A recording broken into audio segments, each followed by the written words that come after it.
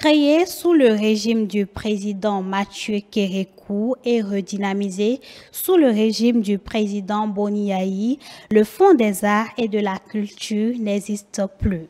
À l'occasion du Conseil des ministres de ce mercredi 19 octobre 2022, le gouvernement a opté pour sa dissolution et pour la création d'un compte spécial du Trésor dénommé Fonds du développement des arts et de la culture.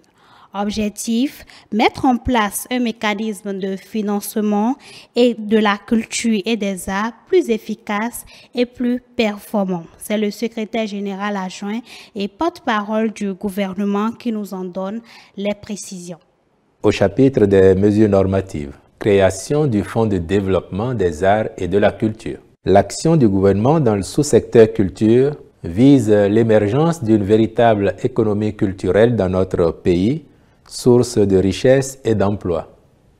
Cependant, malgré les ressources mises à la disposition du Fonds des arts et de la culture, cet objectif est loin d'être atteint.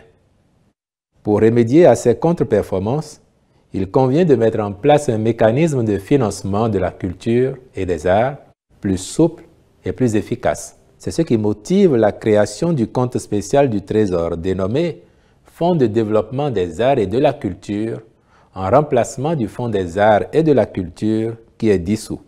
Les décisions relatives au décaissement des ressources de ce fonds seront prises après avis des différents comités scientifiques et artistiques du secteur de la culture et des arts sur la pertinence des projets soumis et leur cohérence avec le programme d'action du gouvernement.